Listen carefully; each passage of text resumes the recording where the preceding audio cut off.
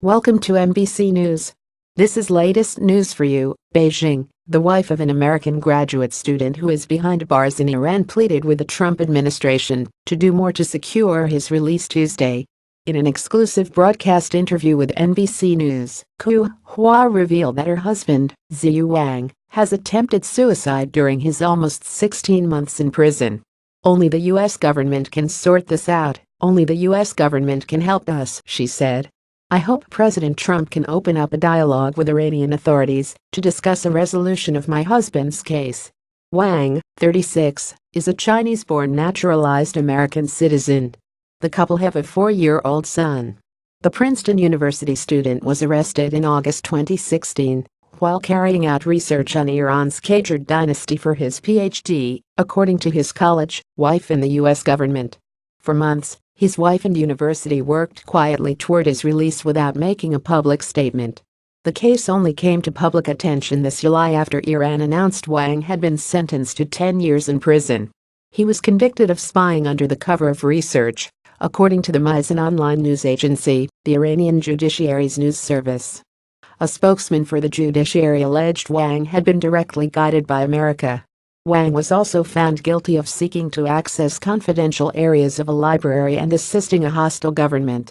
He was kept in solitary confinement for 18 days before being transported to Evin Prison, the Tehran facility that houses most of the country's political prisoners. Washington Post reporter Jason Rezaian was also kept there before being freed in January 2016. His condition has recently improved, but he is still very desperate, his wife added. "He is extremely stressed, he has depression and he attempted to commit suicide, and he had multiple diseases." Wang was last home when their son was age 2 and has been away for more than half of their child's life. Xu asked that her son not be identified by name. "My son told his teacher that, when I grow up, my daddy will come home," Xu said. She had not seen her husband for more than a year until Iranian state TV aired footage Monday showing Wang and accusing him of trying to steal 4,500 documents. I was shocked, and I was extremely upset that my husband is misrepresented on Iran state television," Xu told NBC News. "He went to Iran with all the required approvals. He openly and honestly disclosed his interests in looking at the historical documents."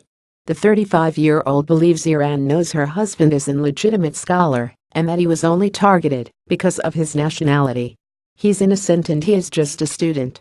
He has no connection with any government agency, he's not doing any secret project for any agency, for any secret institution," she said. "He was criminalized because of his citizenship." She called her husband's arrest a sacrifice of the political. For Americans imprisoned in Iran have warned that President Donald Trump's hardline stance toward the country would make the captives' release more difficult. Wang is one of 7 U.S. citizens or permanent residents currently detained by Iran, according to the Associated Press.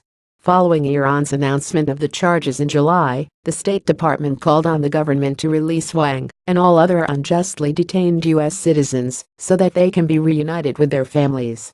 The State Department said it was deeply concerned about reports of his and other captives' deteriorating health and said Iran should immediately release all of these U.S. citizens on humanitarian grounds.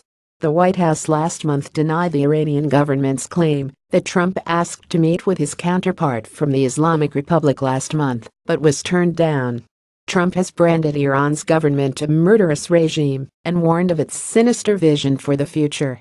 In 2013, President Barack Obama and President Hassan Rouhani spoke by telephone, the highest-level contact between the two countries in decades, prompting an outcry from Iranian.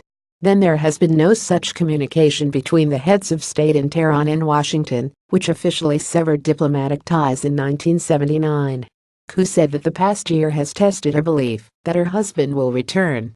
"I don't know how long this will last, but every month I have hope that he can come home at any time, that they would automatically release him quietly," she said. "But my hope of his return has been shattered time and time again throughout the past year because all of this." She added, "I will continue. I will never give up because he's." Dong reported from Beijing. Alexander Smith reported from London.